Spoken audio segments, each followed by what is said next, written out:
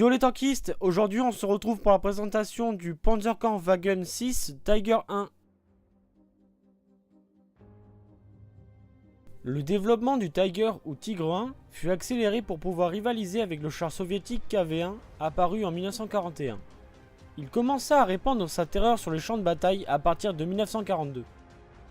Tout d'abord, peu apprécié des équipages allemands qui préféraient les chars plus mobiles, il fut par la suite reconnu pour ses nombreuses qualités.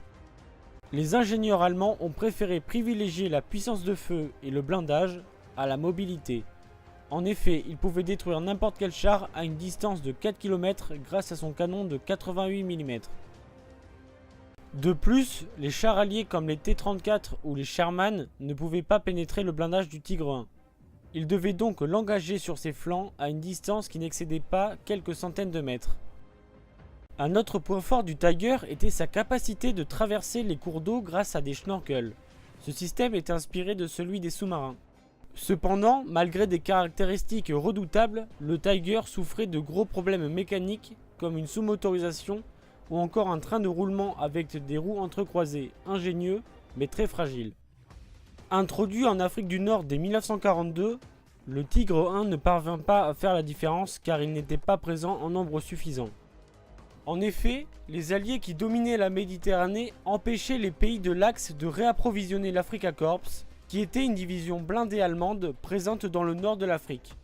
Sa production s'arrêta en 1944 avec 1355 unités produites.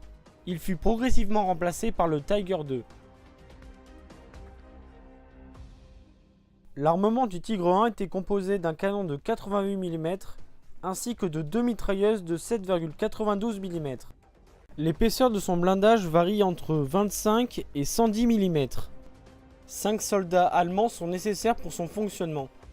Il mesure 8,45 m de longueur, 3,56 m de largeur et 3 m de hauteur. Le char Tigre pèse environ 57 tonnes. Il possède un puissant moteur Maybach V12 de 700 chevaux qui lui permet d'atteindre la vitesse de 37 km/h avec une autonomie de 195 km sur route et de 110 km en tout terrain. N'oublie pas de laisser un commentaire, de mettre un pouce bleu à cette vidéo et de t'abonner à la chaîne.